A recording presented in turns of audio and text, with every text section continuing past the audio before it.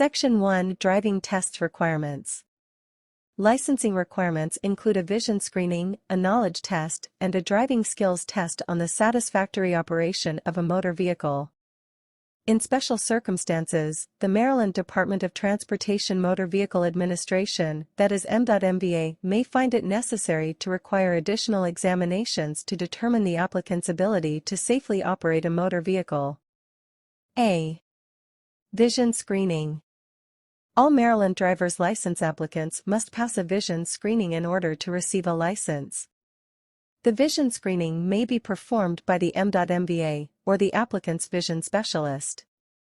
To qualify for a driver's license, the applicant must have binocular vision, visual acuity of at least 20 out of 40 in each eye, a continuous field of vision of at least 140 degrees.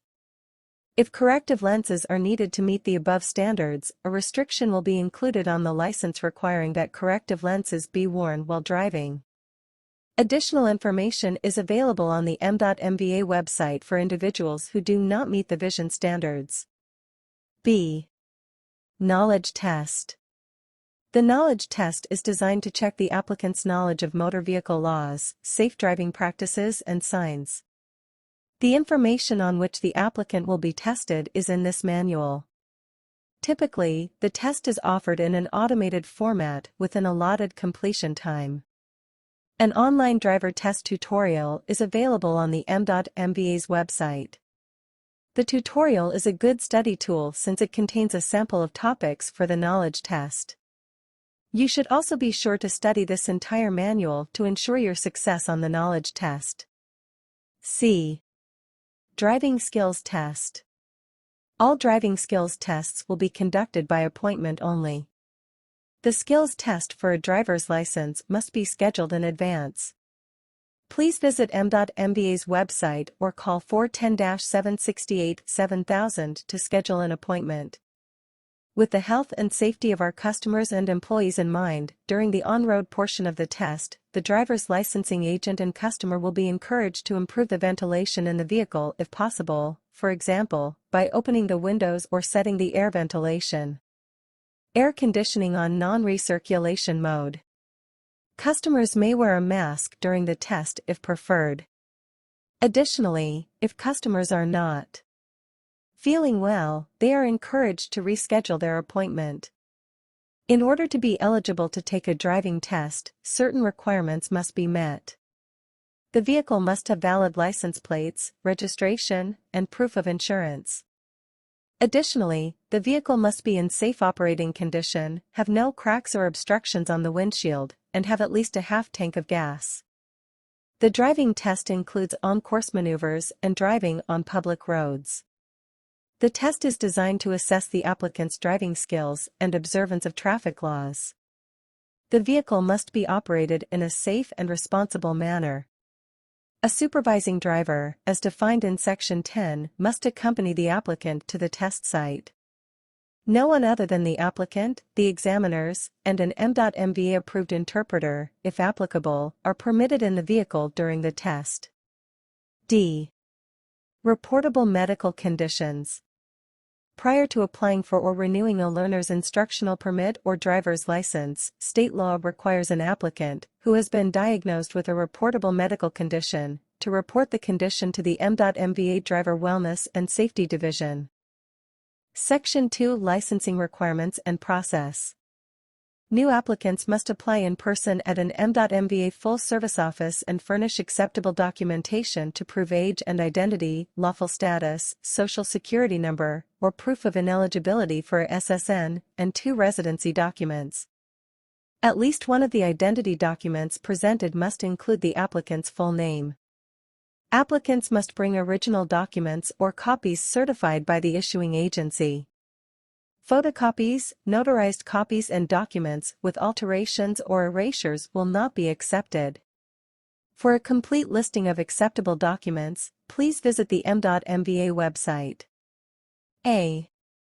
Rookie Driver and Graduated Licensing System. The Rookie Driver and Graduated Driver Licensing System, in short GLS, applies to all new non-commercial driver's license applicants, regardless of age. The GLS requires new drivers to gain driving experience, first with a supervising driver while holding a learner's instructional permit, then alone with certain restrictions while holding a provisional license, and then graduating to a driver's license. B. Learner's instructional permit. Individuals who have never held a non-commercial, Class C, driver's license are required to obtain a Type 1 learner's instructional permit. There are different periods of time the applicant must hold the permit before being eligible for a provisional license, depending on the applicant's age. The Type 1 learner's permit is valid for up to 2 years. All applicants must pass a vision screening and knowledge test. Current driver's license holders who are at least 16 years and 6 months of age who wish to apply for a driver's license of a different class will be required to apply for a Type 2 learner's instructional permit. The Type 2 learner's instructional permit is valid for up to 180 days and must be held for a minimum of 14 days before the applicant is eligible to take the driving test for a full license. Applicants younger than 25 must be at least 15 years and 9 months of age. If under age 18, the applicant's parent or legal guardian must co-sign the application. If under age 16, must present a completed learner's permit school attendance certification form. While holding the learner's instructional permit, applicants must complete the Maryland Driver Education Program and accumulate at least 60 practice hours with a supervising driver and maintain a practice and skills log. At least 10 of the practice hours must occur during the period beginning 30 minutes before sunset and ending 30 minutes after sunrise. The practice and skills log is available on the m.mba website.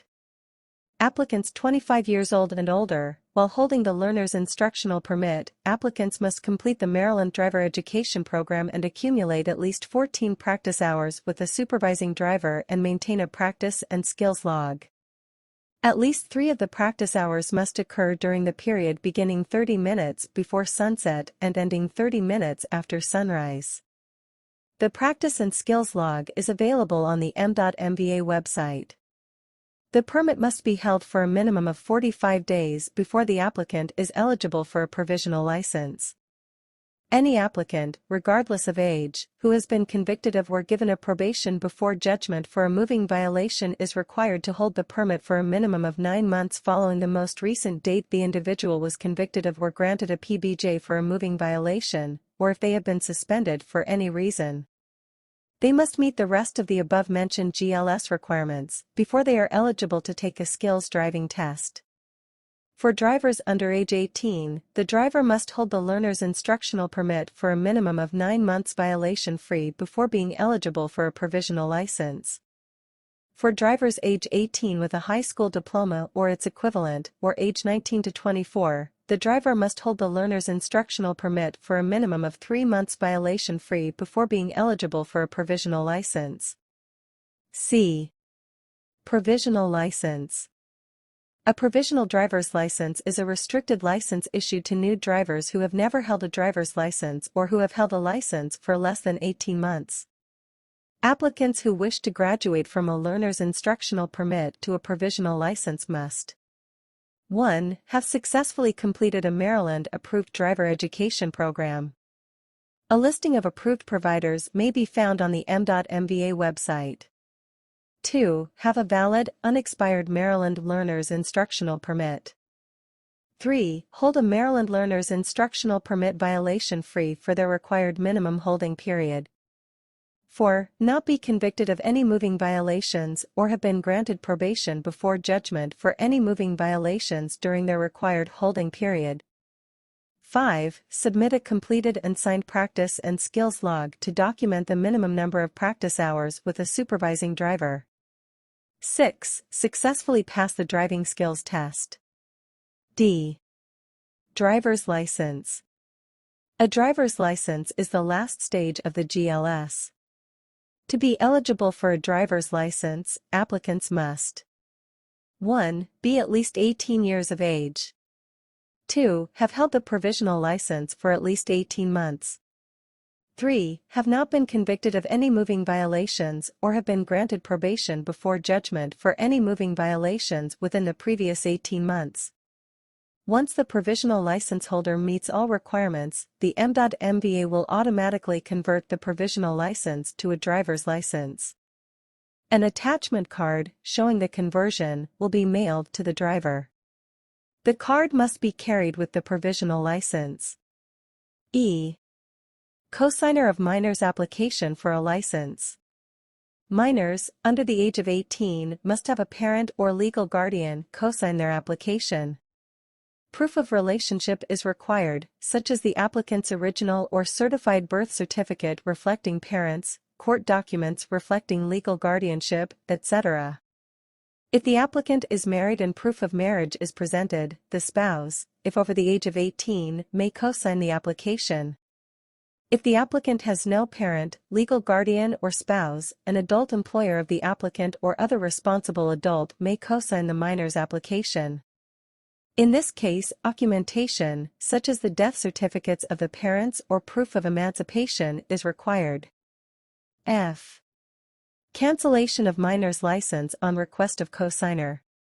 The cosigner may cancel the minor's license by submitting a written request to the M.MVA's Administrative Adjudication Division.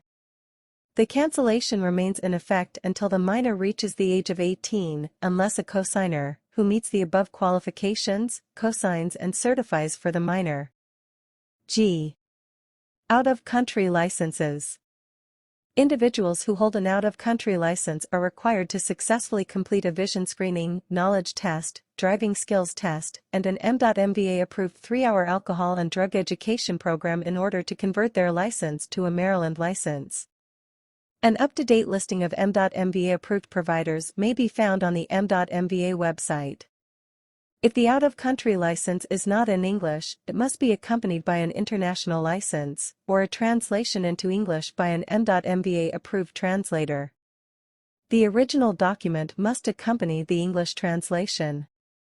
Document translations must be 1. On a document prepared by an M.MVA-approved provider or court translator, or 2. On the letterhead of the embassy of the country of origin, or 3. On the letterhead of the translator contracted by the state. All of the above documents must contain the typed or printed name of the translator and telephone number and signature of translator. H. Equity for all customers. For foreign language customers. For our customers that need language services, M.MVA offers several documents and tests in other languages including Spanish, Korean, French, Vietnamese, Nepali, and traditional Chinese. If you have difficulty communicating in English, you may be able to use an interpreter when you visit the M.MVA, particularly when taking a knowledge test or driving test for a Class C or M non-commercial driver's license. If we offer the knowledge test in the language that you speak, you must attempt the knowledge test at least 5 times before an interpreter can be used. If your identity documents and driver's license is not in English, the document must be translated by an M.MVA approved interpreter or translator. A list of approved interpreters can be found on our website. Note: the M.MVA does not charge a fee for the use of an interpreter, however, you will be responsible for any fees that the interpreter may require for their services. During your M.MVA visit, the in-person interpreter or translator provider must show a valid photo identification prior to conducting on-site interpretation or translation services. Additionally, M.MVA branch office staff will confirm that interpreter or translator is on our approved list and in good standing to provide services. Note: interpreters providing services for knowledge or skills testing are prohibited from providing other services on behalf of the customer being tested, such as certifying residence, conducting the business of a driving school, or issuing lease or rental agreements, etc. Visit our website for a list of approved interpreters.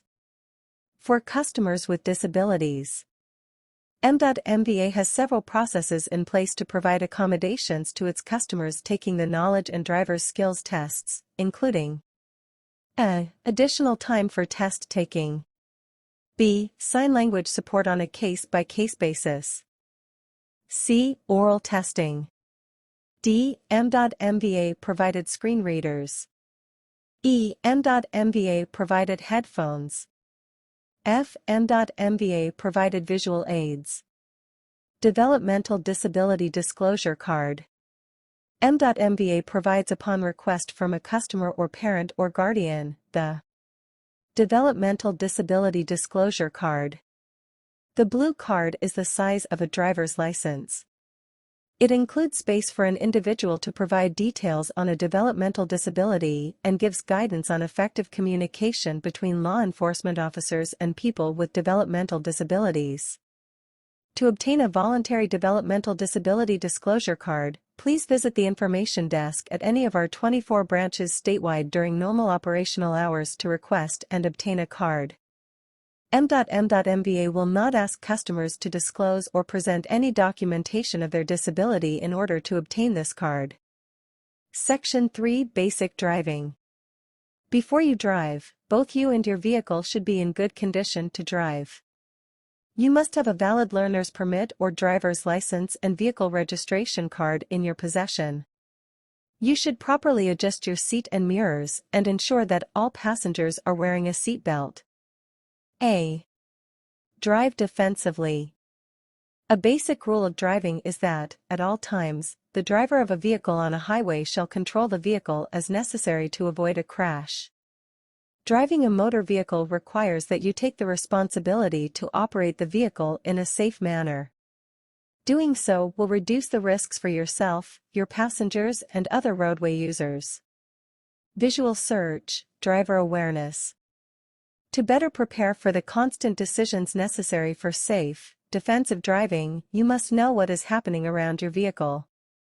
Constantly observing your surroundings, to the front, side, and rear of your vehicle, helps you to see problems that may cause you to change speed or roadway position.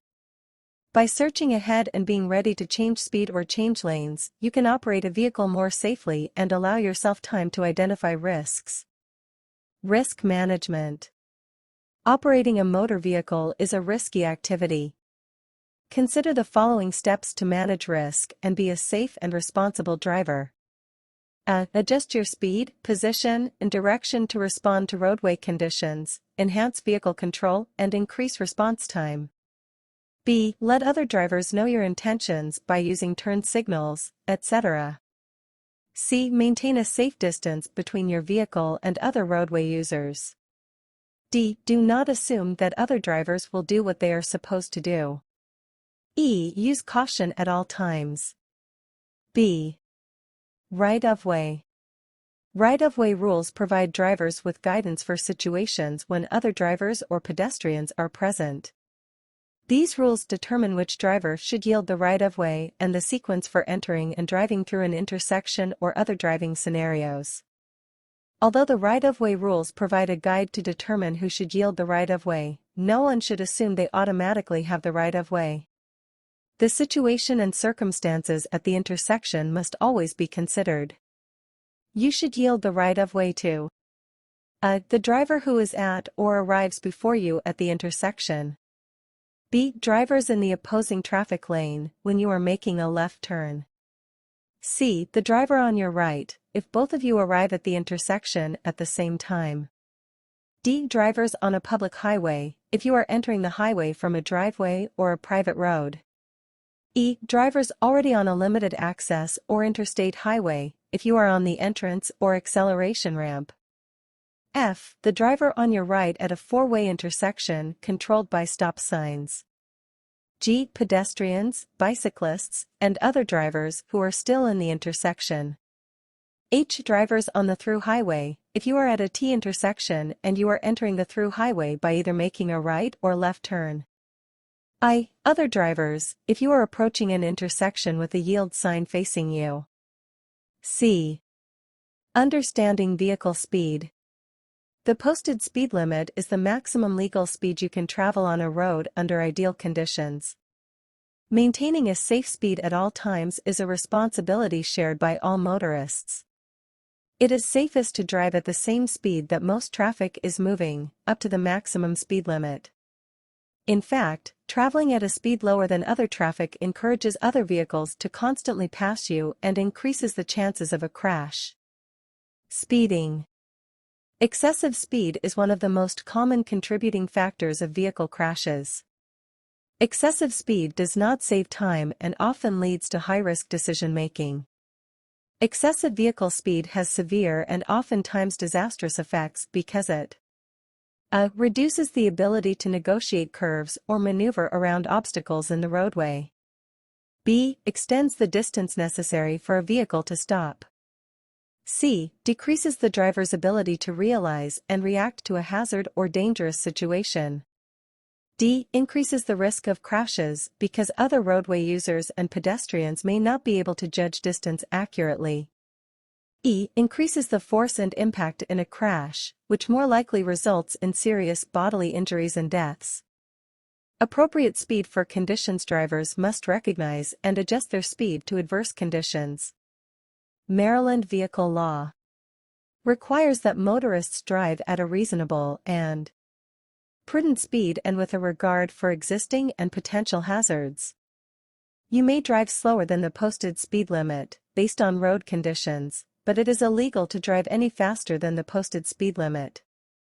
Some conditions, which require reduced speed for safety, include a. Sharp curves or hills, where visibility is limited. B. Slippery roads. C. Roads where there may be pedestrians or animals present. D. Shopping centers, parking lots and downtown areas. E. Traffic congestion. F. Narrow bridges and tunnels. G. Schools, playgrounds and residential streets. H. Railroad grade crossings. D. Following distance. Always maintain a safe distance between your vehicle and the one ahead of you. Most rear-end collisions are caused by following too closely. A minimum following distance of 3 to 4 seconds is recommended under ideal driving conditions. This means it takes you 3 to 4 seconds to get to the same reference point as the car ahead of you. To determine if you are following at a safe distance, choose a fixed object ahead, such as a bridge, overpass, sign, mile marker, etc. As the car in front of you passes that object, begin counting 1,000, 2,000, 3,000, etc. If you reach 3,000 or greater before your car reaches the same fixed object, you are at least 3 seconds behind the car in front of you and traveling at a safe distance. When you are following vehicles which stop often, like buses, delivery vans, you should increase the distance between your vehicle and the one ahead of you to 4 or 5 seconds, and possibly more as needed. E. Stopping distance. The distance it takes to stop your vehicle is important to help you choose a safe driving speed. Your actual stopping distance will depend upon many factors, including a. The length of time it takes a driver to see and recognize that there is a dangerous situation. B. The type and condition of the roadway. C. The condition of the tire treads. D. The condition of the brakes. F. Lane driving. Your vehicle should be driven in a single lane. Do not switch lanes until you determine it is safe to do so. You should avoid drifting across lane lines and making lane changes within an intersection. Generally, you should keep your vehicle to the right of the center of the roadway, unless you are passing another vehicle going in the same direction, there is a traffic signal designating it is okay to do so, or there is an obstruction that makes it necessary to safely adjust your position. G. Turning. When turning, you should a. Look for signs and signals that give direction on when you can turn. B. Plan your turn before reaching the turning point. C. Activate your turn signal in advance to alert other drivers. D. Look behind and to both sides to ensure it is safe to proceed before making a turn. E. Adjust your speed for the turn.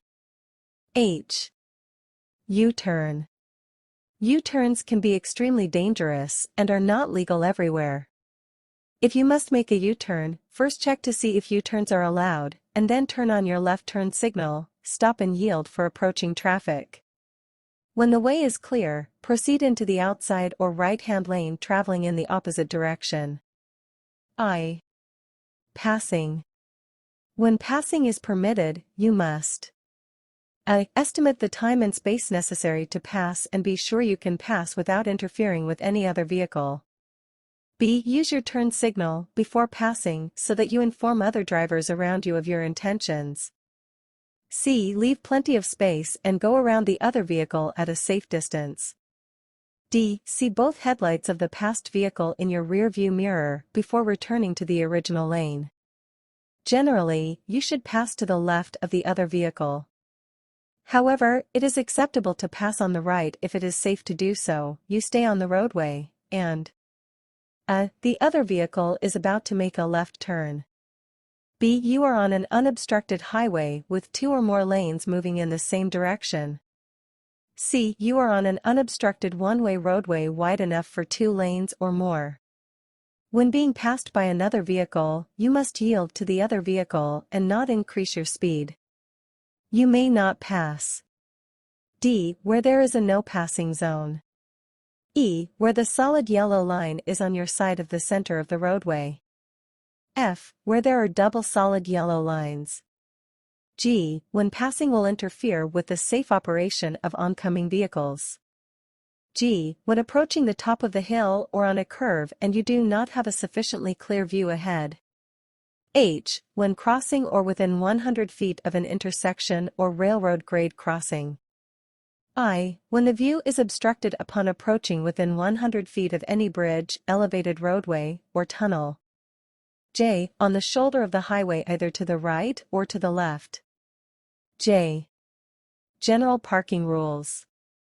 You are responsible for making sure that your vehicle is not a hazard when it is parked. A parked vehicle must be in a space that is far enough from any travel lane to avoid interfering with traffic and visible to vehicles approaching from either direction. You should always a. Park in a designated area as required. B. When parking along the roadway, park your vehicle as far away from traffic as possible. If there is a curb, park as close to it as possible. C. Set your parking brake when you park. D. Place the vehicle in gear if it has a manual transmission or in park if it has an automatic transmission. E. Check your mirrors and traffic before opening the door. Shut the door as soon as you can after getting out. F. Take the ignition keys with you. It is a good habit to lock the doors whenever you leave your vehicle. Section 4. Signs, signals and pavement markings. Traffic signals, signs and pavement markings apply to everyone on a roadway or highway, and they are the primary way of regulating, warning or guiding traffic on all roadways.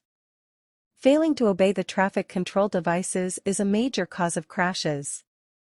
The driver of a vehicle approaching an intersection controlled by a traffic control device may not drive across private property or leave the roadway for the purpose of avoiding a traffic control device.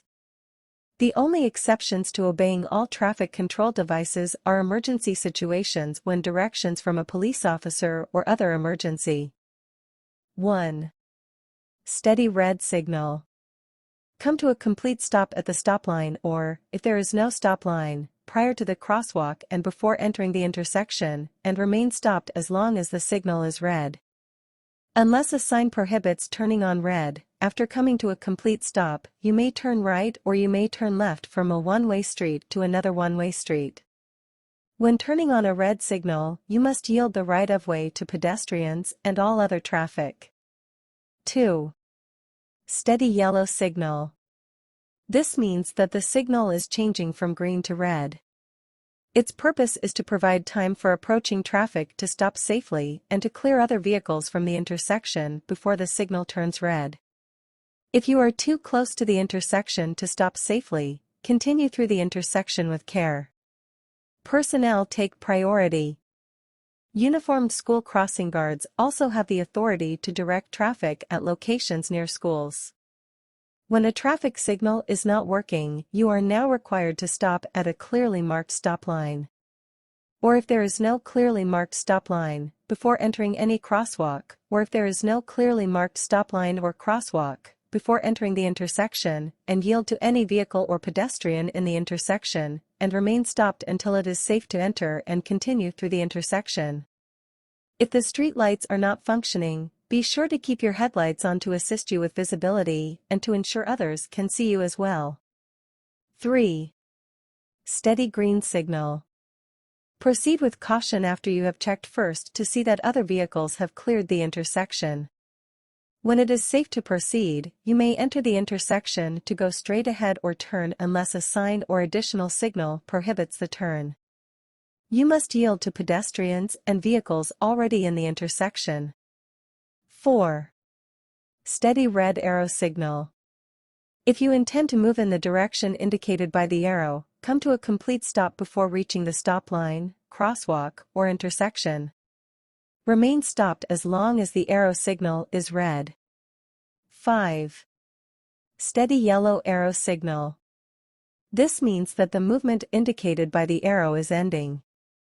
You should slow down and proceed with caution. 6. Steady green arrow signal. Proceed with caution in the direction the arrow points.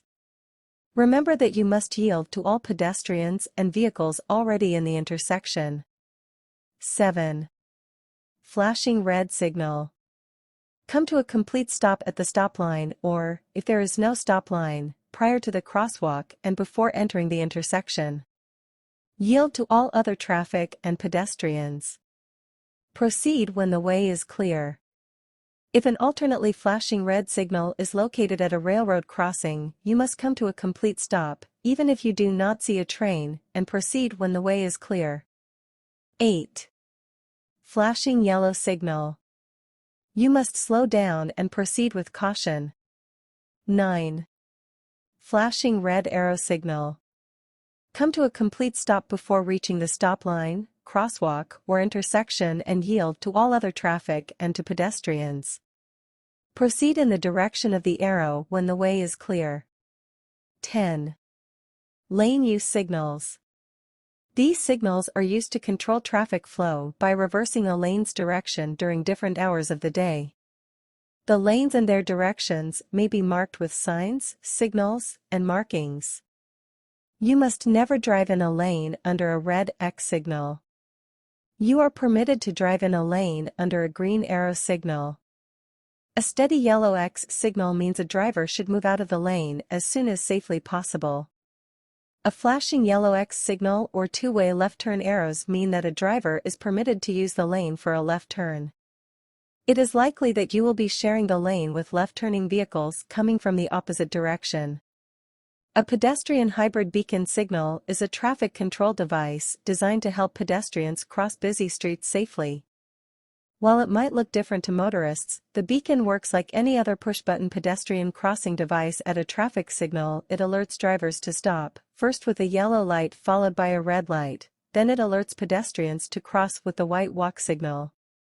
Traffic signs use both symbols and word messages to convey information to road users.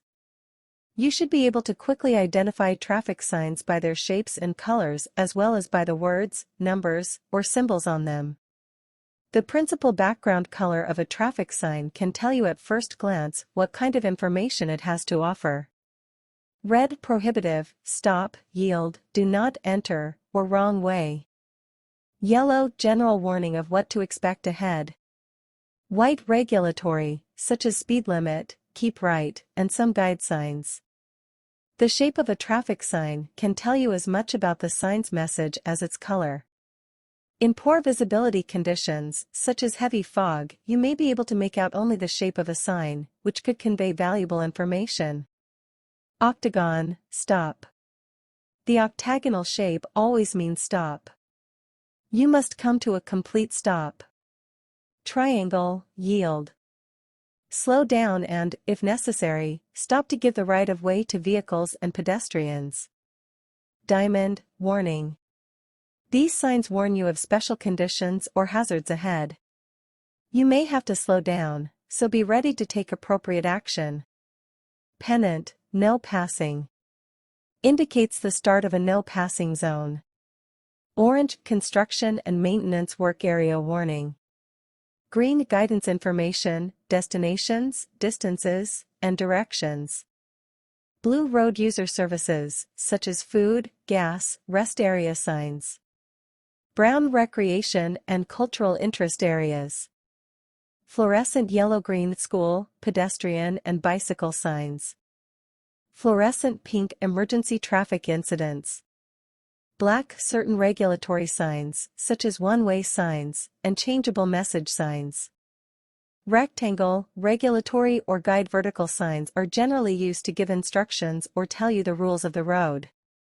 In the horizontal position, the signs generally give directions or information.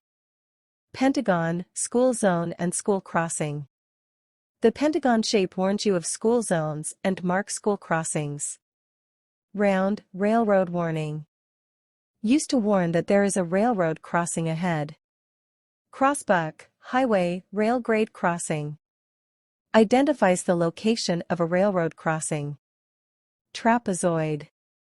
Recreation and cultural interest areas and national forest routes. These signs provide notice to road users of traffic laws, and they must be obeyed. 1. 8-sided sign, white letters on red. The stop sign is the only 8-sided sign you will see on the highway. When you come to a stop sign, you must make a complete stop at the stop line. If there is no stop line, stop before entering a crosswalk. If there is no stop line or crosswalk, stop before entering the intersection. Before starting, you must yield the right-of-way to other vehicles and pedestrians. You may not proceed until it is safe to do so, and until the way is clear to completely pass through the intersection. 2. 3-sided sign, red letters on white. You will see no other signs of this shape on the highway. Slow down as you approach a yield sign. Look to the left and the right. Yield to pedestrians and vehicles. Once you have yielded to vehicles or pedestrians, you may proceed only when you can do so safely. 3. Rectangular signs, black on white. These signs are used to regulate traffic. This particular sign tells you the maximum speed limit for the stretch of highway where it is posted. Highway markings, used alone or to supplement other traffic control devices, provide important guidance and information to drivers without requiring them to divert their attention from the roadway. You should recognize all of the following pavement markings and understand what they mean. Lines may be extra wide in some locations or supplemented by reflective markers attached to the road surface to increase the visibility of the lines and to give them greater emphasis. Single broken white separation of lanes where travel is in the same direction, and crossing from one lane to the other is permitted, i.e. lane lines on multi-lane roadways. Single broken yellow separation of lanes where travel is in opposite directions, and where passing with care is permitted, i.e. centerline on two-lane, two-way roadways. Single solid white marks the right edge of the roadway and the separation of lanes where travel is in the same direction, but where lane changing is discouraged. Also used in advance of obstructions that may be passed to either side, i.e. right edge lines and lane lines at intersection approaches. Single solid yellow marks left edge lines on divided highways, one-way roads, and ramps. Double broken yellow marks the edges of broken, yellow reversible lanes. Double solid white separation of lanes where travel is in the same direction and lane changing is prohibited. May be used to separate general travel lanes from adjacent preferential lanes, such as HOV lanes. Also may be used in advance of obstructions that may be passed on either side. Double solid yellow separation of lanes where travel is in opposite directions and passing is prohibited in both directions. Left turn maneuvers across this marking are permitted. Also used in advance of obstructions that may be passed only on the right side. Solid plus broken yellow separation of lanes where travel is in opposite directions and passing is permitted with care for traffic adjacent to the broken line, but prohibited for traffic adjacent to the solid line. Used on two-way roadways where passing is permitted in only one direction. Also used to mark edges of two-way left turn lanes, solid lines on the outside, broken lines on the inside. Single dotted, yellow or white. Extension of lines through intersections. Color the same as that of the line being extended.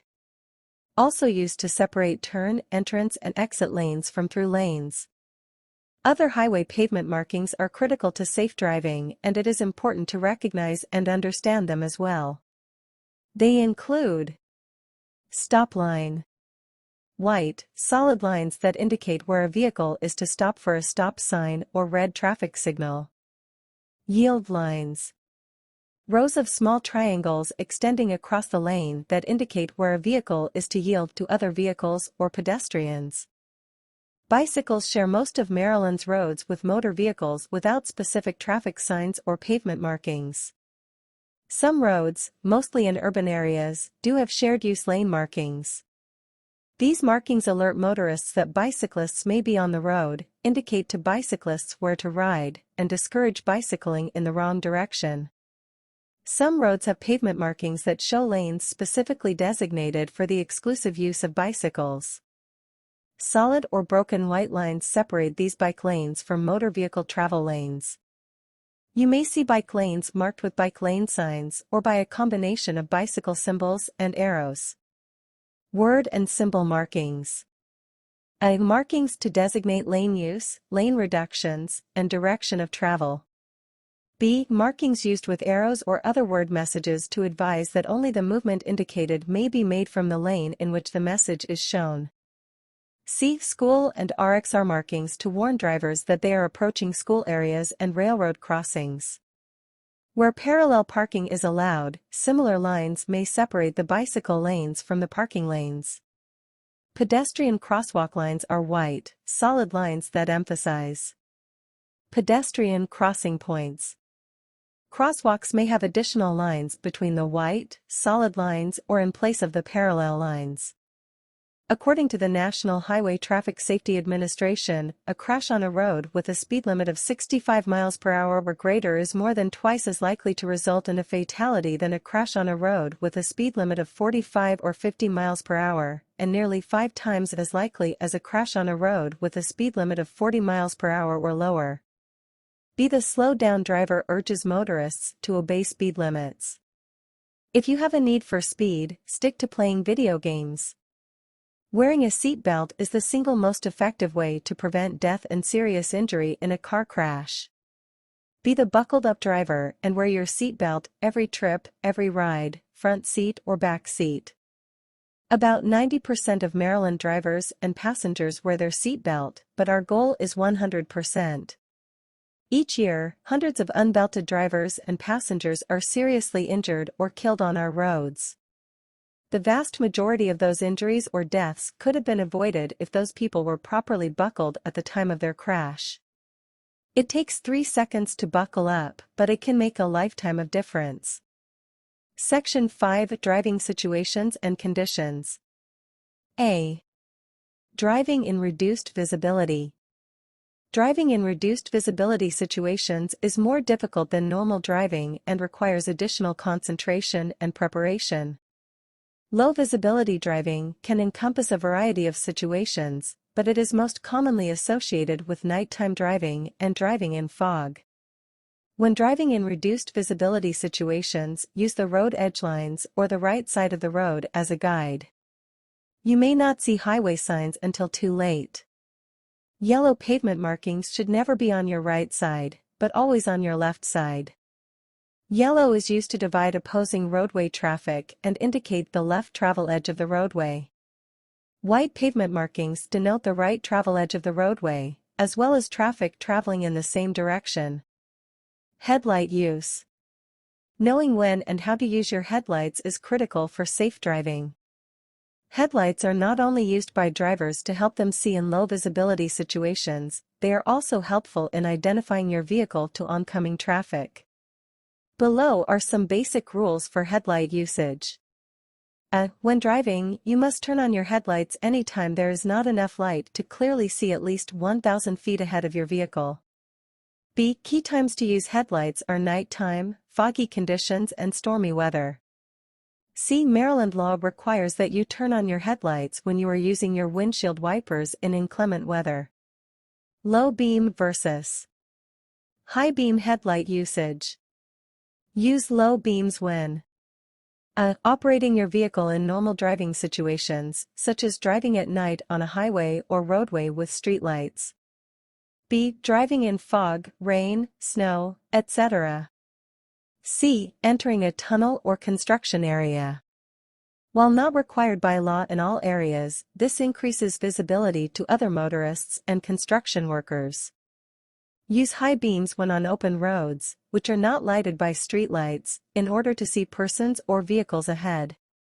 Be aware, you must D. Change to low beam at least 500 feet before meeting oncoming vehicles. E. Change to low beam when following a vehicle at a distance of 300 feet or less. B. Driving at night. Night driving creates a different set of problems for drivers. Driving at night is more hazardous and more difficult than daytime driving, making it more difficult to judge distance and traveling speed of other vehicles. You can see only as far as your headlights allow. Risks increase at night due to visibility problems, which make it difficult to clearly see the path of travel and determine the actions of other drivers. Below are some suggestions to follow when driving at night. A. Make sure to use your headlights and follow the suggestions for when to use high beams. B. When approaching oncoming traffic in the opposite lane, do not stare into the vehicle's headlights, as this will impair your ability to see. Instead, keep your eyes focused on the road in front of you, or slightly to the right of the lane you are traveling, in the right edge of your lane or the edge of the road. C. Increase your following distance. This will help prevent a collision in the event the vehicle in front of you needs to stop quickly. C. Driving in fog. There are some unique circumstances while driving in fog that require additional actions on the part of the driver. Below are some general guidelines and requirements for operating a vehicle in foggy conditions. A. Reduce your normal driving speed. B. When you see headlights or another vehicle's taillights ahead, reduce speed still further. You must be prepared to stop quickly. C. If the fog is so thick that you cannot safely operate your vehicle, pull completely off the road to a safe location and turn on your emergency flashers. D. Use low beam headlights only, and if you have them, special fog lights. D. Driving in inclement weather. Wet road surfaces can become slippery, reducing traction and increasing the chances of a crash. These risks increase when road surfaces are covered with snow or ice. Driving in inclement weather requires greater concentration and preparation on the part of the driver. When driving in inclement weather, it is important to take proactive steps to diminish the likelihood of a crash and provide sufficient space in the event your vehicle loses traction. Some simple precautions when driving in inclement weather include a. Keeping a safe distance. The space needed between you and the car in front of you is much greater on wet roads than it is in dry conditions. This distance should be even further when the roadway is covered with snow or ice, reducing speed to allow more time to react. B. Making sure your tires have sufficient tread, in accordance with manufacturer recommendations and vehicle guidelines. C. Avoiding slamming on the brakes, as this may cause your vehicle to skid. If your car does not have an anti-lock braking system, pump the brakes to prevent skidding. D. Avoiding sharp steering or changing speed quickly. E. Making sure your windshield wipers are in working condition. F. Using your headlights. Driving on snow or ice. There is no such thing as a completely safe speed on ice and snow. In winter weather, every roadway may be different depending upon sun, shade, the amount of salt on the road, and other conditions. Watch ahead for danger spots. Blacktop roads can easily hide a thin layer of ice produced by melting and refreezing, sometimes known as black ice, and can cause a crash if you are not aware of the danger. Four-wheel drive vehicles can also slide on ice and snow. Four-wheel drive improves maneuverability, but driving on snow or ice is always dangerous and always unpredictable. Drivers should exercise extreme caution at all times.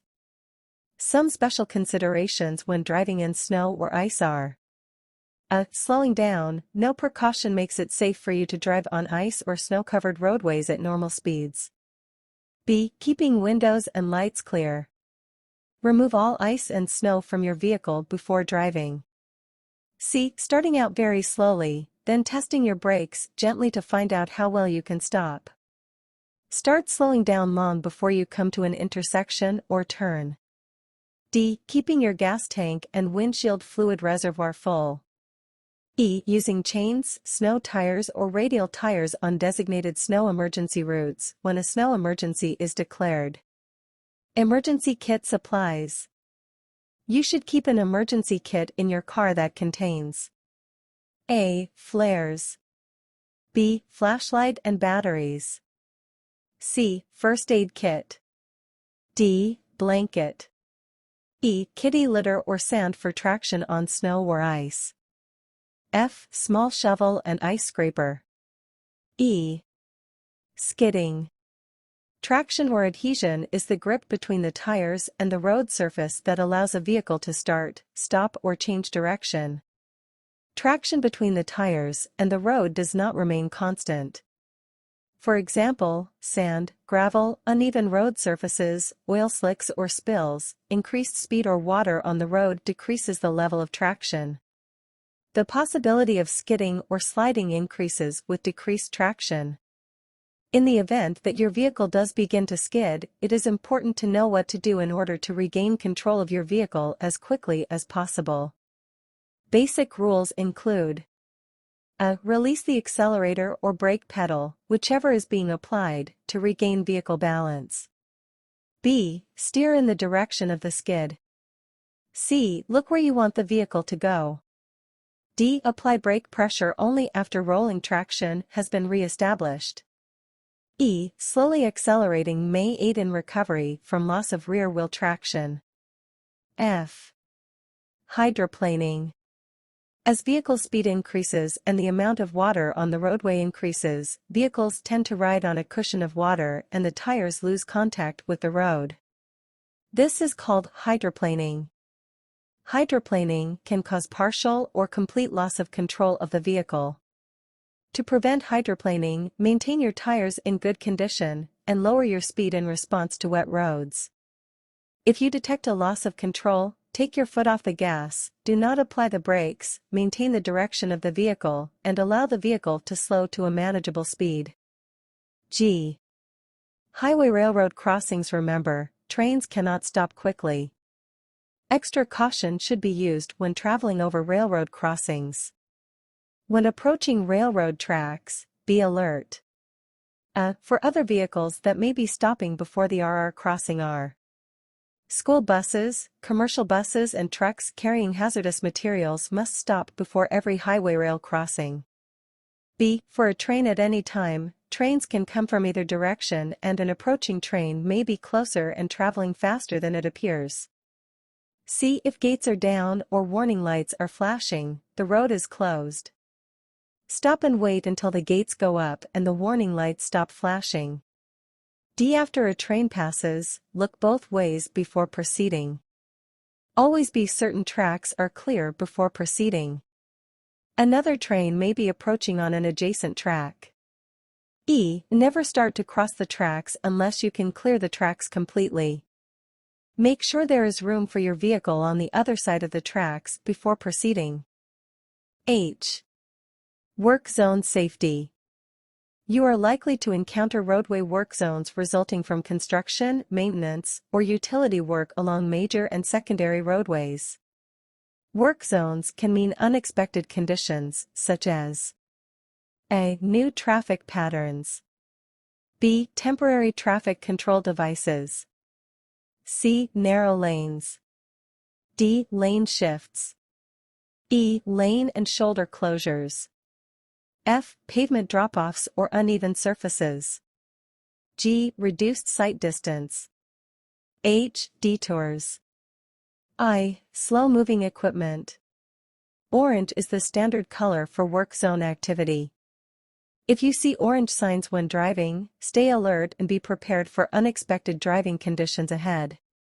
When traveling through a work zone, stay alert for temporary traffic control devices. These devices define the safe path through a work zone. Work zones are set up with your safety in mind. Follow these safety rules while traveling in work zones.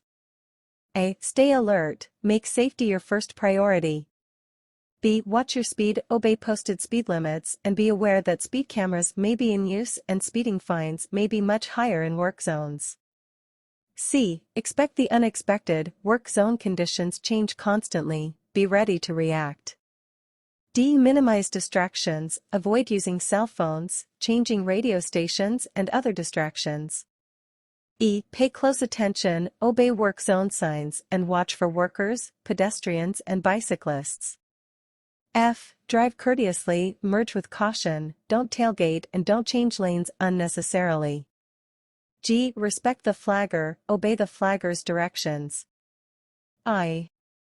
Roundabouts. Approach roads to roundabouts are controlled by yield signs. Entering traffic must always yield to traffic already in the roundabout. Be cautious when approaching the roundabout the same as any other intersection. As you approach the roundabout, A. Reduce your speed. B. Keep to the right of the island. C. Watch for and yield to pedestrians in the crosswalk. D. Cautiously approach the yield line and wait for an acceptable gap in traffic. Be cautious of vehicles exiting the roundabout. If there is no traffic, you do not need to wait to enter the roundabout. After entering the multi-lane roundabout, keep to your chosen travel lane. When preparing to exit, turn on your right turn signal and move to the outermost travel lane as you pass the exit prior to where you want to exit. J. Interstate driving. Entering the interstate and other limited access highways are usually reached by an entrance ramp and an acceleration lane. The entrance ramp provides access to the highway and the acceleration lane provides the opportunity to get up to the speed of the traffic already on the interstate or highway. When entering an interstate, the solid painted lines that divide the entrance and the interstate should not be crossed. Exiting the interstate, move to the appropriate lane well before reaching the exit. Start slowing down as soon as you enter the deceleration lane and continue slowing to the posted advisory speed for the ramp. If you exit at the wrong place on an interstate, continue until you are off the exit ramp and look for a way to re-enter the interstate. Never stop and back up on any portion of the interstate. Stopping. Stopping on the traveled portion of a highway is prohibited. Stopping on the shoulder is permitted only when your vehicle is disabled or in other emergencies. If you must stop on the shoulder of the interstate or highway, turn on your emergency flashers to warn other drivers and stay inside your vehicle if you can. The extremely high speed of traffic makes standing or walking along an interstate highway very dangerous. K. Funeral processions. Vehicles driven in a funeral procession must have headlights turned on and hazard lights flashing in order to be granted the right-of-way. A vehicle driven in a funeral procession facing a red signal may continue through or make a turn at an intersection. Other vehicles, even if they have a green signal, must yield the right-of-way to the vehicles in the funeral procession until all vehicles in the procession have passed, unless they can safely proceed without crossing the path of the procession. L. Slow-moving vehicles. You may encounter slow-moving vehicles on the roadways, including bicycles, horse-drawn vehicles, and farm vehicles. Some of these vehicles may have the slow-moving emblem on the back of the vehicle to help warn you they are only going 25 miles per hour or less. Here are some tips for driving alongside slow-moving vehicles. A. Be constantly aware of any vehicles that might be traveling at a much slower speed. B. Adjust the speed and position of your vehicle accordingly. C. Only pass the slow-moving vehicle when it is safe to do so. If you must follow the slower-moving vehicle waiting for a safe time to pass, use your emergency flashers to help warn others coming up behind you. Section 6. Dangerous driving behaviors. A. Alcohol, drugs and driving. Drunk driving is a very serious threat to highway safety. Blood alcohol concentration, which is BAC, is a measurement of the amount of alcohol in a person's blood. Drivers are considered to be driving under the influence of alcohol, in Maryland, when their blood alcohol concentration is 0.08 or higher. Any amount of alcohol can affect one's judgment and physical coordination and can lead to criminal charges. Even though Maryland's limit for drunk driving is 0.08, a driver's ability to safely operate a vehicle may be impaired at a much lower BAC and may result in criminal charges. For example, an individual's vision, ability to perform simple motor functions and reaction time may be affected with just one drink and can increase the risk of a collision. The number of drinks consumed is a poor measure of BAC because of the many factors affecting your body's ability to digest alcohol, such as weight, body fat, and how long ago and how much you ate. Factors like tiredness, your mood, and taking certain medications can also make a difference in how alcohol affects your driving ability. It is very difficult to assess your own BAC or impairment. Under 21, alcohol restriction. If you are not yet 21 years of age, it is not legal for you to be drinking at all. If you are pulled over and you have been drinking, your license will be suspended or revoked.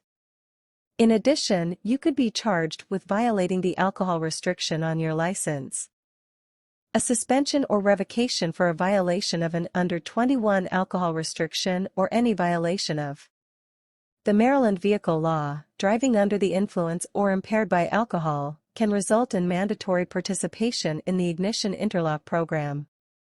Please visit the M.MVA's website for additional information regarding the Ignition Interlock program.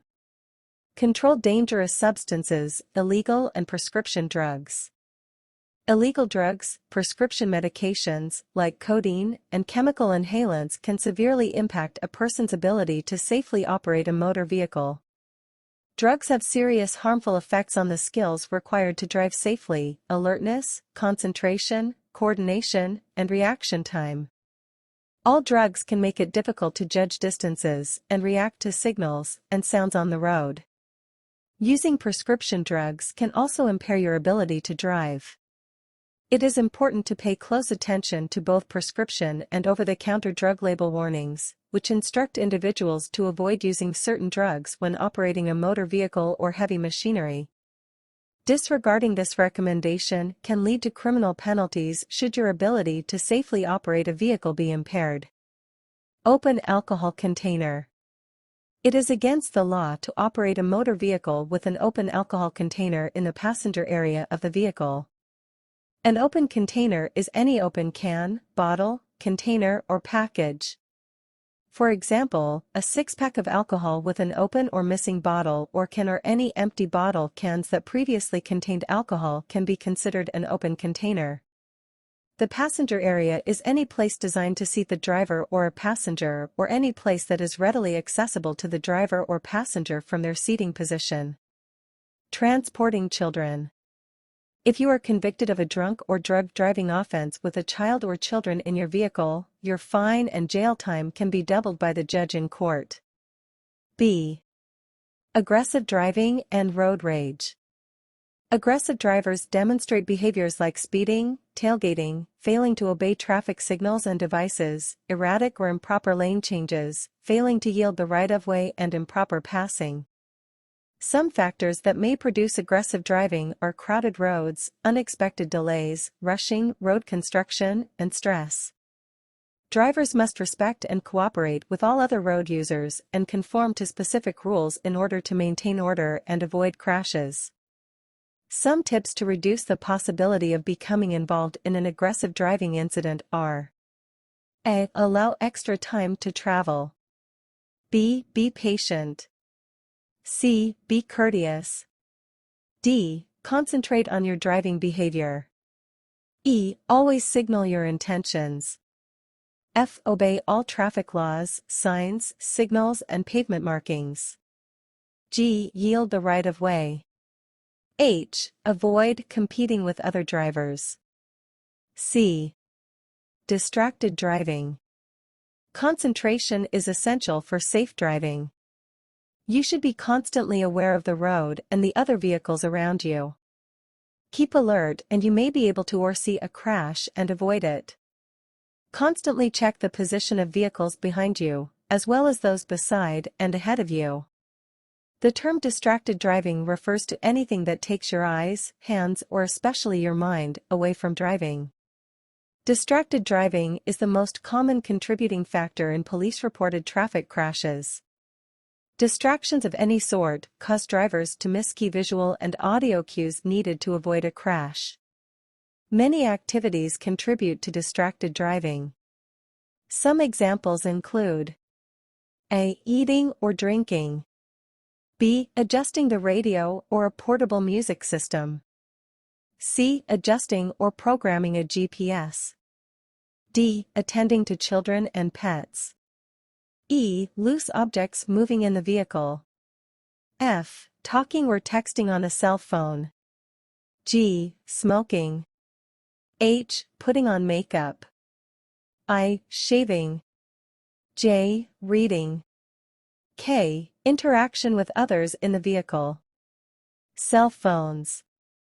Maryland vehicle law prohibits the use of handheld cell phones, including texting, while operating a motor vehicle. Although hands-free devices are permitted, drivers should minimize calls and focus on the following safe driving practices. A. Use your cell phone only in emergencies. If possible, have a passenger make the call. B. If you must make a call, pull safely off the road and stop before making the call. C. Let your voicemail answer incoming calls. D. Keep your telephone conversations short. An individual who is under the age of 18 years may not use a wireless communications device including a hands-free phone while operating a motor vehicle, with the exception of a 911 emergency call. D. Drowsy driving. Not getting enough sleep is another cause of poor driving behavior. Sleepiness slows reaction time, decreases awareness and impairs judgment, just like drugs or alcohol. A lack of sleep can significantly increase your chances of being involved in a crash. Some drivers are at a higher risk for feeling drowsy while operating a vehicle. Examples include individuals who drive many miles each day, those with sleep disorders, and those taking certain medications. It is important to be aware of the signs of drowsy driving and to take the necessary action to ensure that you do not put yourself and others in a situation that could result in a crash. Below is a list of common danger signs and a general rule to combat drowsy driving. Danger signs for drowsy drivers. The following may be indications of drowsiness. A. Your eyes close or go out of focus. B. You have trouble keeping your head up. C. You can't stop yawning. D. You have wandering, disconnected thoughts. E. You don't remember driving the last few miles. F. You missed your exit. G. You keep driving out of your lane. H. Your speed becomes variable. Section 7. Sharing the road. A. Pedestrian right-of-way. Pedestrians have the right-of-way at street crossings, but must obey traffic control signals. Where a traffic signal is not present, vehicles must stop for pedestrians in a crosswalk, whether marked or unmarked when a pedestrian is on the half of the roadway on which the vehicle is traveling. B. Approaching from the nearest lane on the other half of the roadway. Right-of-way at crossings for pedestrians who are blind, deaf or have a mobility aid. Drivers should be especially alert for pedestrians who are deaf, blind or mobility impaired. These individuals may have difficulty detecting oncoming traffic and may need extra time to cross the road. The driver of a vehicle shall yield the right-of-way to a blind pedestrian carrying a clearly visible white cane or accompanied by a guide dog or service animal. B. A deaf or hard of hearing person accompanied by a guide dog or service animal. C. A mobility impaired individual using a manual or motorized wheelchair, motorized scooter, crutch, cane or walker. Crossing at crosswalks. A crosswalk is the portion of the roadway meant to be used for pedestrian crossings. Crosswalks can be marked on the pavement surface. However, a crosswalk exists across most intersection approaches even if no crosswalk marking is present. Where a traffic signal is in operation, drivers and pedestrians must obey the traffic signal. A driver may not pass any vehicle that is stopped at a crosswalk. Drivers must yield to pedestrians when turning on a steady green signal and when making a turn, after stopping, where turning on a red signal is permitted. B. Emergency vehicles. Authorized emergency vehicles, such as police cars, ambulances and fire engines, have the right-of-way when they are using their audible or visual signals, i.e. sirens and flashing lights. Immediately after you see or hear an emergency vehicle approaching that is using its signals, you must move as close as possible to the edge of the roadway, clear of any intersection, and remain stopped until the emergency vehicle has passed. If you are proceeding in the same direction as an emergency vehicle using its signals, you may not pass the emergency vehicle unless the emergency vehicle stops or you are otherwise directed by a police officer. If you are approaching an emergency vehicle, tow truck, or other service vehicle that is stopped on a roadway, you must pull into an available lane not immediately adjacent to the referenced vehicle. If it is not possible to move over, you must slow down to a safe speed for the conditions and be prepared to stop if necessary. C. Large trucks. Watch for turning trucks. Trucks make wide turns at intersections and require additional space. When making a right turn, large trucks will often move left prior to making the turn. Car drivers may see this as a lane change to the left and attempt to pass on the right. Passing any truck on the right can be risky. Wait to assess the truck driver's intent before passing. If a truck is stopped at or approaching an intersection, never attempt to cut in along the right side, as the truck driver begins their turn. You could find yourself caught between the turning truck and the curb. When passing a truck that is going in the same direction, pass quickly to resume visibility and change lanes only when you can see both of the truck's headlights in your rearview mirror. Many intersections are marked with stop lines. Crowding the intersection by stopping beyond the stop line can leave your vehicle exposed to trucks attempting to turn from a cross street. Never cut in front of a truck. Fully loaded trucks can weigh more than 80,000 pounds and take the length of a football field to stop. Most cars weigh only 2,000 pounds. No zones. There are 4 large blind spots around trucks where cars disappear from view and the driver cannot see you. Side no zones, trucks and buses have blind spots on both sides. If you cannot see the driver's face in the side view mirror, he or she cannot see you. If the truck changes lanes, you could be in trouble. The right side blind spot runs the length of the trailer and extends out 3 lanes. Be rear no zones, avoid tailgating. Unlike cars, trucks and buses have huge no zones directly behind them. The truck or bus driver cannot see your car back there. If the truck or bus brakes suddenly, you have no place to go. C. Front no zones, do not cut in front too soon after passing a truck or bus. Truck and bus drivers need nearly twice the time and room to stop as cars. Look for the entire front of the truck in your rear view mirror before you pull in front, and then do not slow down. D. No zones, never cross behind a truck that is backing up. Hundreds of motorists are killed or injured each year by ignoring trucks that are backing up. Truck drivers do not have a rear view mirror and may not see you cutting in behind them. D. School vehicles. Drivers are to stop for school vehicles. If a school vehicle has stopped on a roadway and is operating the alternately flashing red lights, the driver of any vehicle following or approaching the school vehicle shall a. Stop at least 20 feet from the rear of the school vehicle, if approaching the school vehicle from its rear. B. At least 20 feet from the front of the school vehicle, if approaching the school vehicle from its front. The driver of any vehicle following or approaching the school vehicle may not proceed until the school vehicle resumes motion or the alternately flashing red lights are deactivated. This does not apply to the driver of a vehicle on a physically divided highway. E. Motorcycles. Motorcycles are vehicles with the same rights and privileges as any vehicle on the roadway. But in crashes, a motorcyclist is 6 times more likely to be hurt than a car driver. Motorcycles are smaller than cars and trucks, and it can be harder to judge the speed and distance of an oncoming motorcycle. Yield right-of-way to an oncoming motorcycle when turning left. Violating a motorcyclist's right-of-way can result in a citation with significant penalties if you cause a serious injury. Drivers are at fault in just over half of car crashes with motorcycles. Look twice before changing lanes or merging into traffic. Use your mirrors and look over your shoulder to be sure it is safe before merging or changing lanes. Motorcycles can be hidden in a vehicle's blind spot or missed in a quick look due to their smaller size. Do not share a lane with a motorcycle. Motorcyclists often adjust their position in the traffic lane to avoid road hazards like potholes or oil spills, because of wind, and to be seen by other road users. Motorcyclists are entitled to use the entire lane.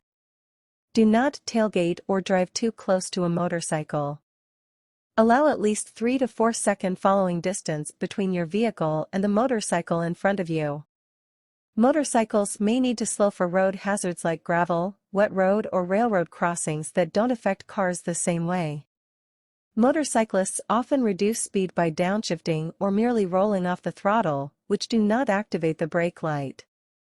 So, be alert and leave plenty of space around motorcycles.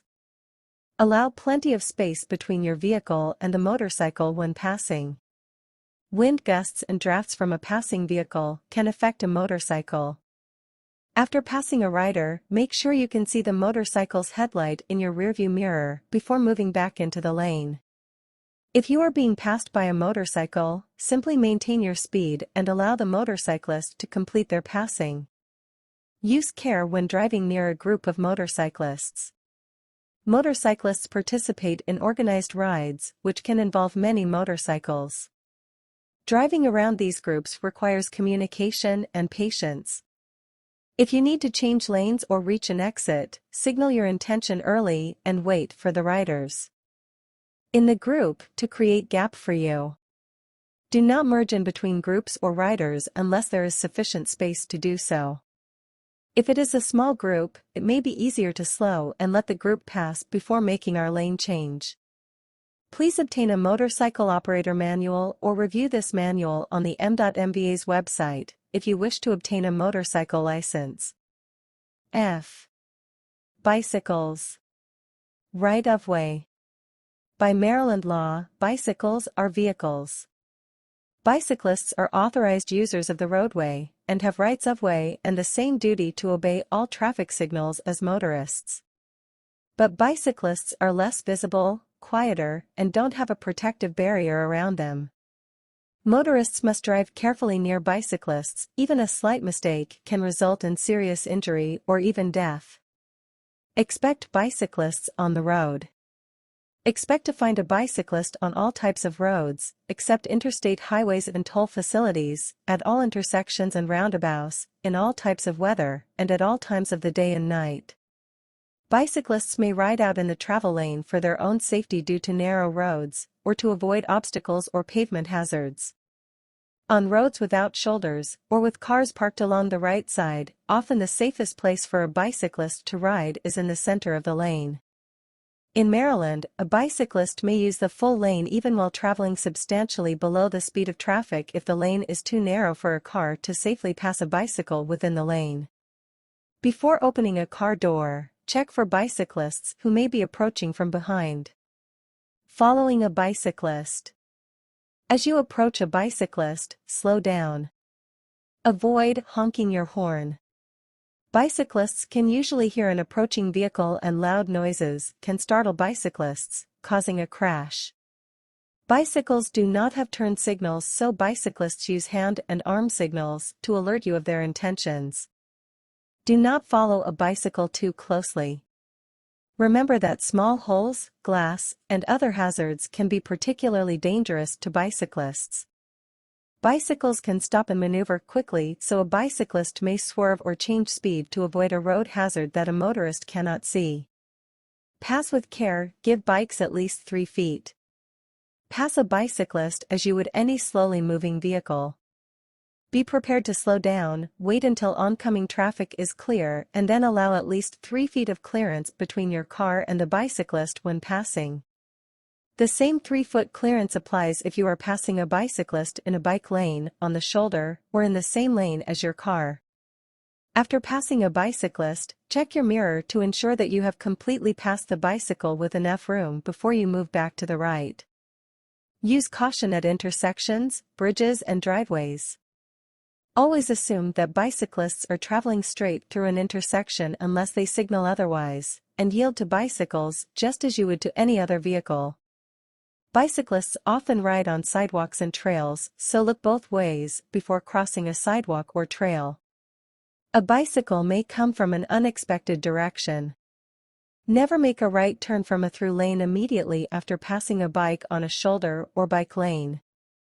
Try to avoid any chance that a bicycle will be to your right or in your right blind spot when you turn right. Before starting a right turn, move as far to the right as practicable within the bike lane, shoulder, or right turn lane.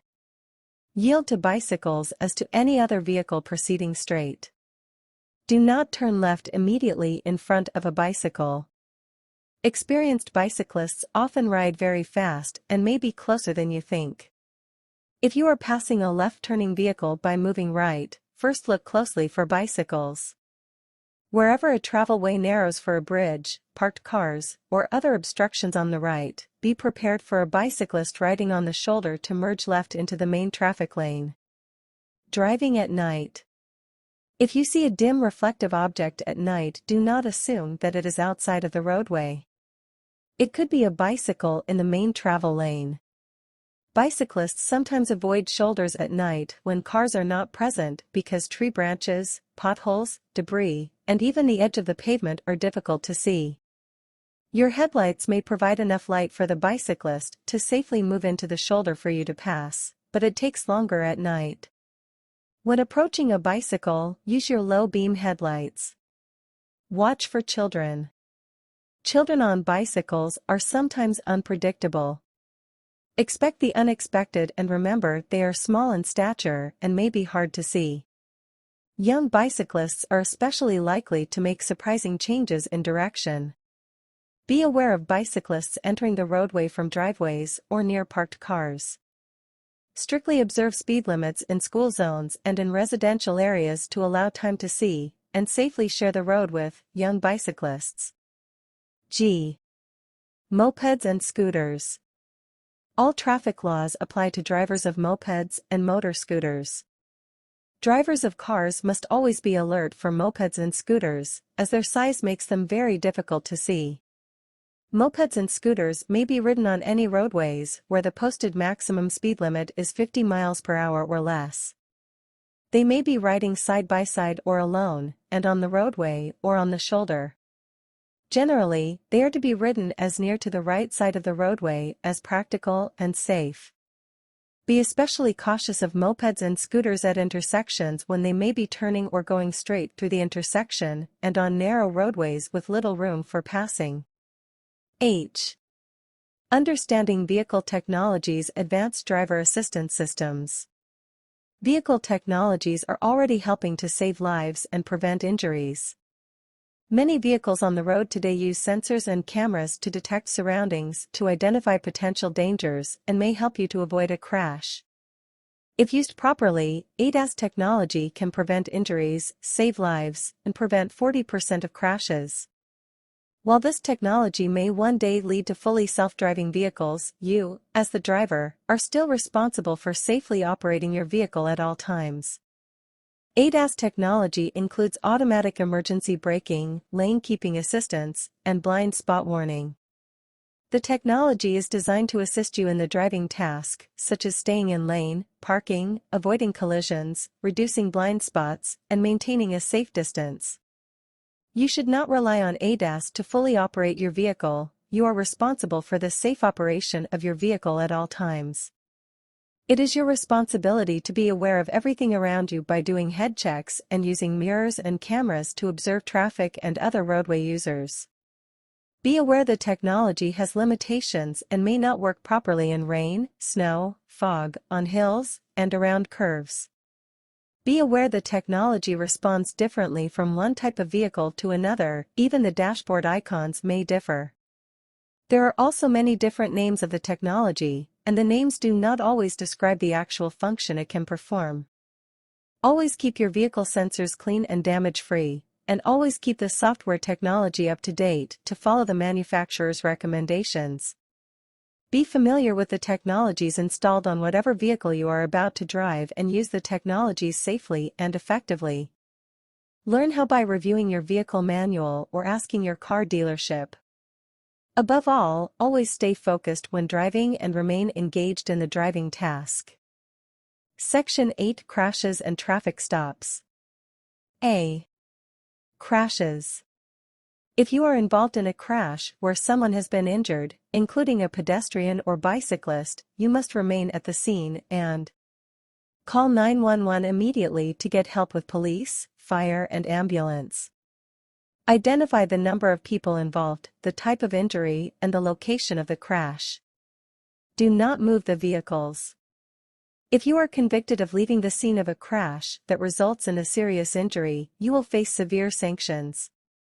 Your license will be revoked. You face imprisonment of up to 5 years and a fine of up to $5,000. Where there is a death, fleeing is a felony and you face imprisonment of up to 10 years and a fine of up to $10,000. If there are no injuries, but your vehicle cannot move, call 911 immediately, give the location of the crash, advise there are no injuries, but you need police assistance. Use your emergency flashers or flares to warn oncoming traffic. Be patient and do not attempt to cross the roadway or stop traffic. Make sure you stay away from traffic. If there are no injuries and your vehicle can move, stop the vehicle as close as possible to the scene of the crash, without obstructing traffic more than necessary. If no one has been injured, move it off the roadway to ensure your safety and that of other motorists, and to prevent traffic backups. Exchange important information, such as name, address, phone number, license plate number and state, driver's license number, vehicle make and model, and insurance information. Ask witnesses to leave their names, addresses, and phone numbers. Note collision location, date and time, number of vehicles involved, weather conditions and road conditions. Note any damages to the vehicles. Record the facts of how the crash happened. Remember, you must always call the police when someone has been injured. A vehicle cannot be moved. A driver appears to be under the influence. A driver does not have a license. A driver tries to leave the scene without providing the proper information.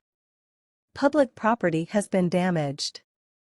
If you strike an unattended vehicle or other unattended property, you are required to stop the vehicle as close as possible to the scene of the crash, without obstructing traffic more than necessary. Attempt to find the driver or owner of the property to notify and provide your information. If the driver or owner of the property cannot be found, leave notice and your information in a conspicuous, secure place. If you strike and injure a domestic animal, you are required to immediately notify the police. B. Roadside emergencies. While every roadside emergency is different, whether it is a flat tire or tending to a passenger, the most important reminder for motorists is to use caution and common sense, because every incident is unique. To be ready for the unexpected, motorists and passengers are encouraged to prepare their vehicle in advance to avoid and minimize emergencies. Assess the situation when a roadside emergency occurs. Use good judgment in deciding how to respond, and stay vigilant for other motorists, because roadside emergencies are fluid situations and can change in an instant. Although there are multiple suggested actions that can increase your safety during an incident, there is not one single set of procedures that can guarantee the safety of drivers and passengers. Find a safe place. If your vehicle does become disabled, do your best to move it from the travel portion of the road to the shoulder. If there is an opportunity to reach an off-ramp or parking lot, consider that option even if it means driving on a flat tire or damaging a rim. The further from the travel portion of the highway you can be, the safer you will be. Never stop or park in the triangular-shaped painted zones where a ramp exits the roadway. If you are able to remain in your vehicle, stay buckled and face forward. Vehicles are equipped with multiple safety features that will help protect you and your passengers if another vehicle hits your vehicle. If you are unable to remain in your vehicle, if it is not safe or possible to remain within your vehicle, motorists and passengers are encouraged to evaluate the situation around them to determine an opportune time to exit the vehicle. When exiting the vehicle, move quickly away from the roadway and behind an embankment, traffic barrier or guardrail and, if possible, to higher ground. Face oncoming traffic and remain alert in the event a vehicle veers into your path. Do not stand near the vehicle. C. Traffic stops. Law enforcement officers issue written traffic citations to persons who are charged with violating the Maryland motor vehicle law. You must follow the directions of the officer at the time of the stop or you may be subject to arrest. If you are stopped by a police officer, pull off to the side of the roadway as far away from traffic as possible. Turn on your flashers. Turn off your engine and radio, and roll down your window so you can communicate with the officer. Stay in your vehicle and keep your seatbelt fastened. Keep your hands in plain view, preferably on the steering wheel. Do not make any movement that will make the officer think you are hiding or reaching for something. If the officer issues you a citation, do not argue with the officer about the citation. You will have your chance to make your case if you go to court. D. Move over law.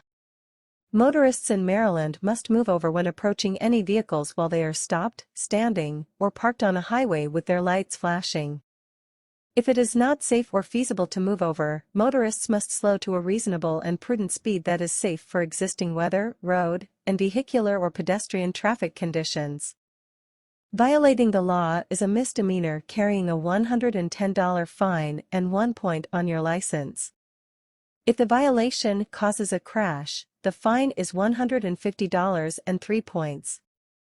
If there is a death or serious injury, the fine is $750 and 3 points.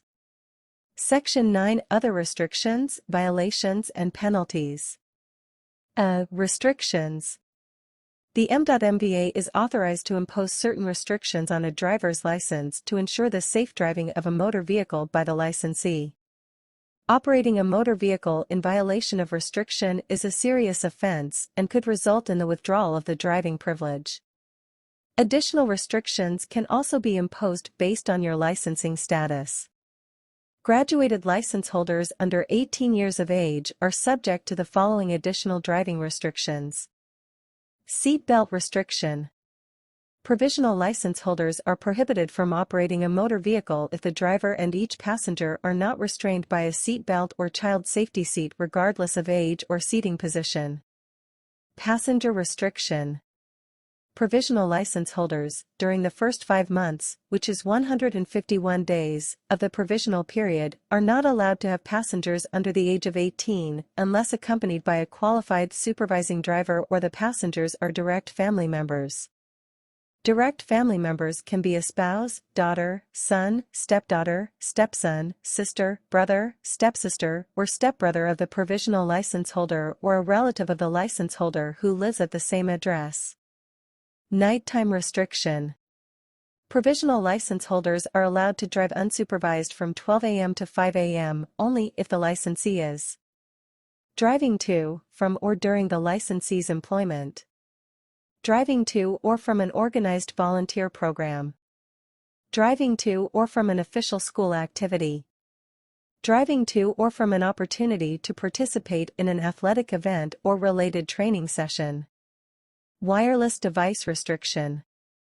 All provisional license and learner's permit holders are prohibited from using a wireless communication device including a hands-free phone while operating a motor vehicle, with the exception of a 911 emergency call. B. Notice to applicant, implied consent. In Maryland, any person who drives or attempts to drive a motor vehicle on a highway or on any private property used by the public in general, consents to take a test to determine alcohol concentration or a test to determine the concentration of a drug or controlled dangerous substance. A police officer, who has reasonable grounds to believe that an individual is driving while impaired by drugs, alcohol, or a controlled substance, may have a drug recognition expert request that person to submit to a blood test. A person may not be compelled to take a drug or alcohol test. However, if upon receipt of a certified statement from a police officer that a test was refused, the M.MVA will impose the suspension period for a test refusal. The M.MVA will suspend the license of any driver who submits to the test and is determined to have a test result of 0.08% alcohol concentration or higher. C. Obtaining a false or forged identification card, driver's license or learner's instructional permit. The law states that if you attempt to secure a false or fraudulent identification card, learner's instructional permit or driver's license, you may be subject to a fine or imprisonment under federal and state law. It is a violation of the law to misrepresent your age to purchase, possess, or acquire alcoholic beverages. In addition to the above penalties, your driver's license may be suspended. D. Administrative actions. The M.MVA may suspend, revoke, refuse or cancel a license for violations of motor vehicle laws. The M.MVA will send a notice to the individual's address of record to advise of a proposed administrative action, the reason the action is being taken, and what steps the individual may take to either have the action modified or not imposed. In most cases, an administrative hearing may be requested to show cause why the administrative action should not occur. Maryland motor vehicle law requires the surrender of any license, which is suspended, revoked, refused or cancelled. Credit for the term of the suspension, revocation, or period of restriction will begin only after the license is received by the M.MVA. Suspension of driver's license. The suspension of a Maryland driver's license is the temporary withdrawal of the privilege to operate a motor vehicle. In some cases, the M.MVA may determine to grant the individual a restricted driver's license. The restricted license allows the individual to operate a motor vehicle only for a specific purpose, i.e., employment and educational purposes. Revocation of driver's license. The revocation of a Maryland driver's license is the withdrawal of the privilege to operate a motor vehicle until the M.MVA determines the individual can safely operate a motor vehicle again. Unlike the suspension period that ends at a specified time, a revocation has a minimum waiting period to apply and is subject to denial by the M.MVA. Cancellation of driver's license. A cancelled driver's license means that the driving privilege is terminated. The M.MVA may cancel a driver's license if it is determined that the licensee was not entitled to be issued the license, failed to give required or correct information on the license application, or committed fraud in making application or obtaining the license. A parent can also request the cancellation of the driver's license of a minor child, see Section 2, also for more details. E. Sanctions. Provisional licensees must hold a valid provisional license for an assigned conviction-free period before becoming eligible for full license status. Convictions or probation before judgment, which is PBJ, for moving violations while holding a provisional license will require the completion of a driver improvement program or a suspension or revocation of the driver's license followed by the imposition of an employment and education-only restriction on the driver's license. Sanctions for minors.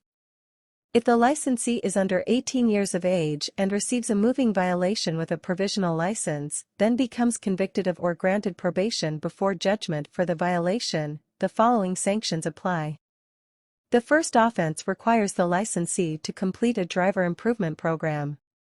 A second offense will result in a 30-day suspension of the driver's license or privilege, followed by an employment and education-only restriction for a period of 90 days.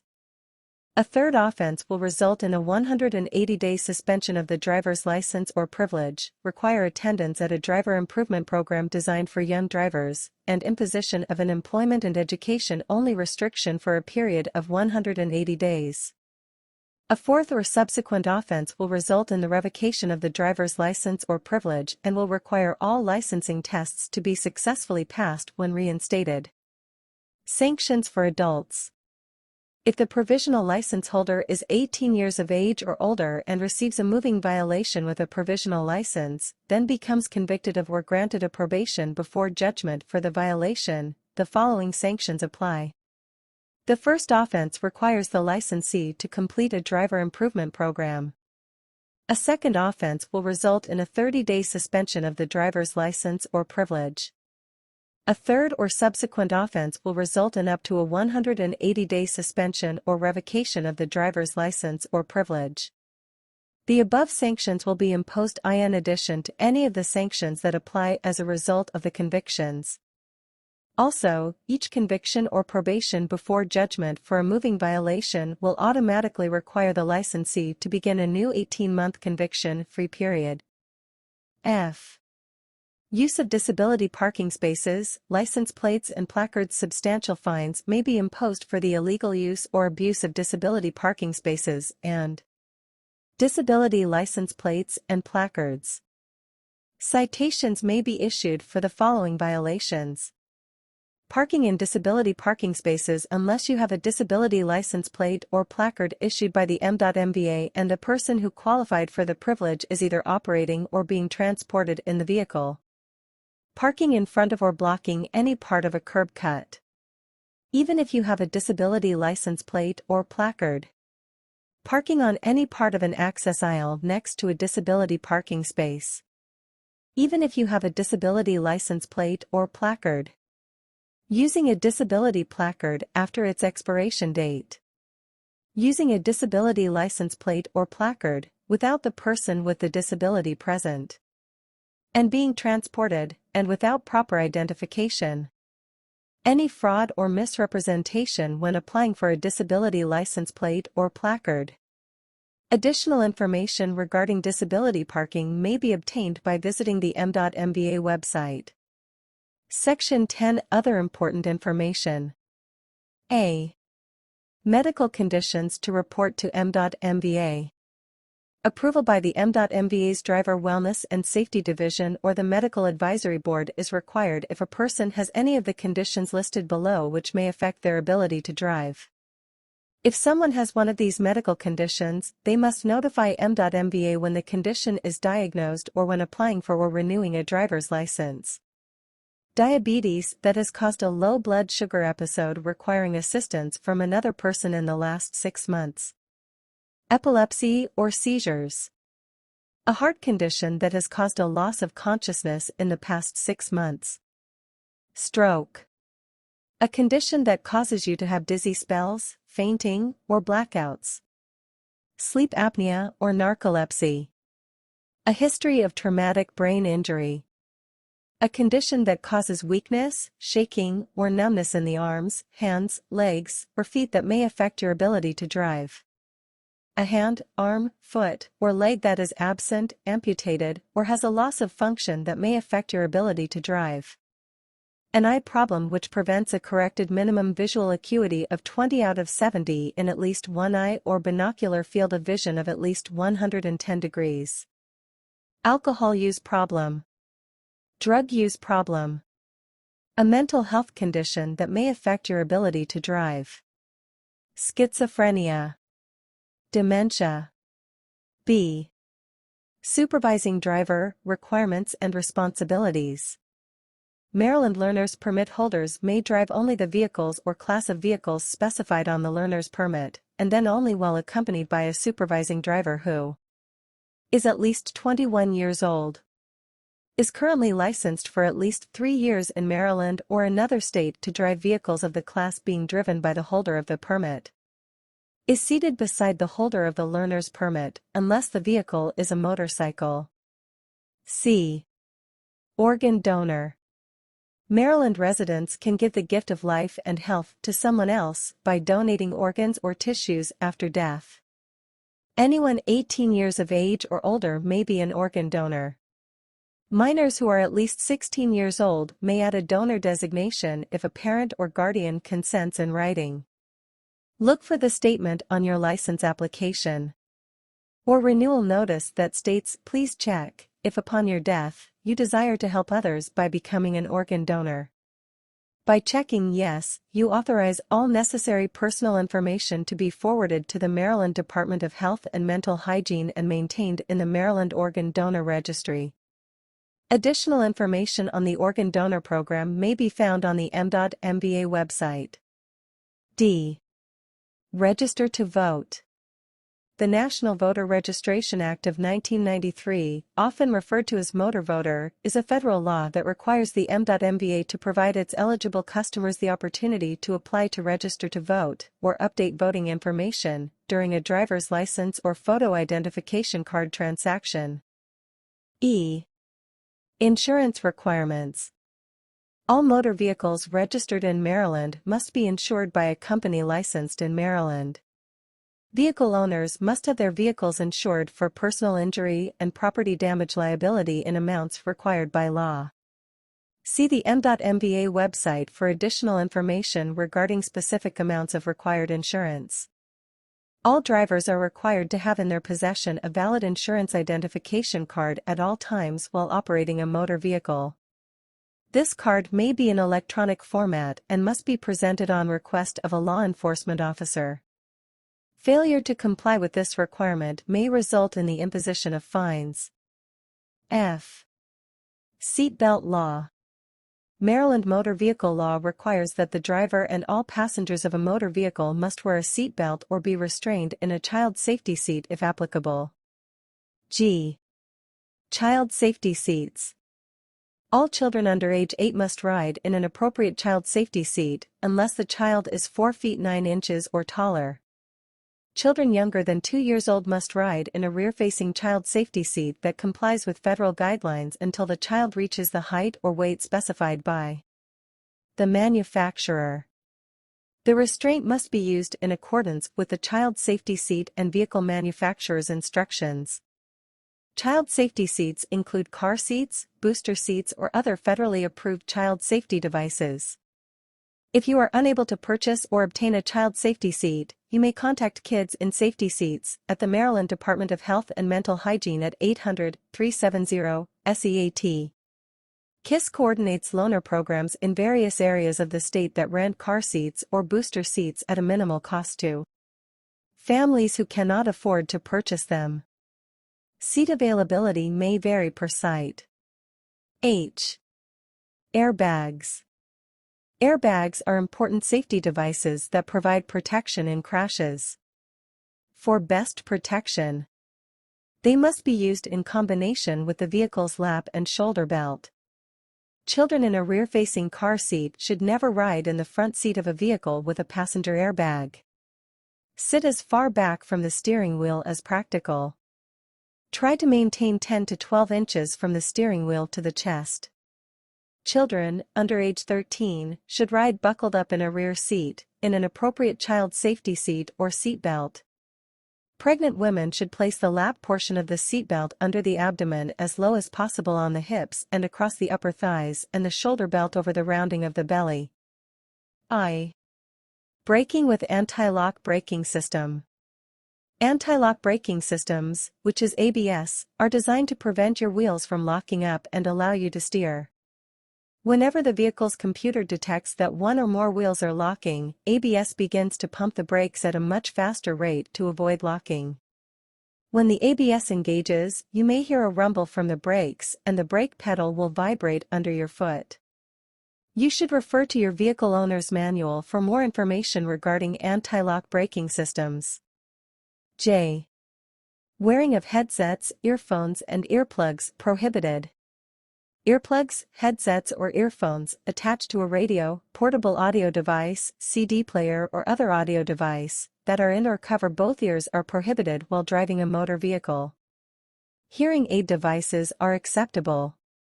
K. Parallel parking. Parallel parking is no longer required during the on-course testing, but is still included in the driving education curriculum. While this maneuver provides visual skills, judgment of space, use of mirrors and turn signals, steering, braking and acceleration control, etc., these skills are demonstrated during the reverse two-point turn that is required during course testing. L. Pull-in parking, back-in parking, and three-point turnabout. Required of all applicants to obtain or reinstate a Class C driver's license. These maneuvers provide a demonstration of the applicant's judgment of space, use of mirrors and turn signals, steering, braking, acceleration control, and visual, backing, and general driving skills. The parking is demonstrated in a 10-foot by 20-foot space, and the turnabout in a 16-foot by 20-foot space. M. Rules and tips for bicyclists. Like motor vehicle operators, bicyclists have both rights and responsibilities for operating on the road safely. Do your part by being a safe and courteous bicyclist. Obey the rules of the road, ride straight and single file in a predictable manner. Plan ahead and allow time to maneuver around road hazards and to negotiate with traffic and open car doors. Yield to pedestrians and obey all traffic signals and signs. Ride with traffic, always ride on the right side. Use caution if passing other traffic on the right. When approaching an intersection, use the appropriate lane for the direction you intend to travel. Signal all turns, look back before you make a lane change or turn. Signal safely in advance using one of these signals. Make left-hand turns safely, you may turn left as a vehicle.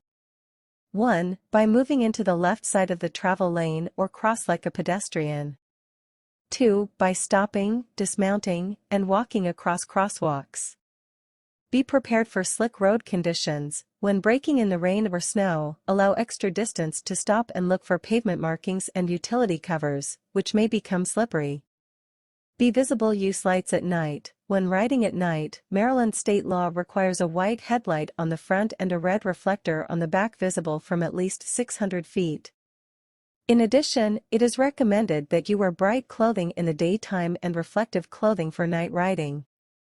Bicycle equipment. Helmets are required for operators or passengers of bicycles under the age of 16.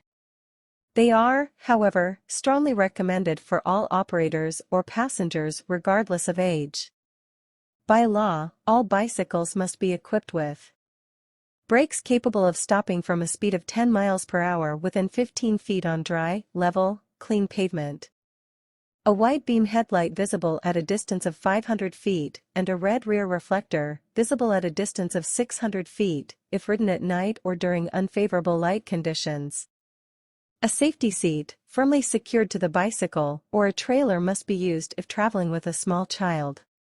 A bicycle basket, rack or bag must be used in transporting small articles so that both hands may be kept on the handlebars. N. Electric low-speed vehicles. What are they? Electric bicycles. Operated by human power with the assistance of an electric motor. Equipped with fully operable pedals.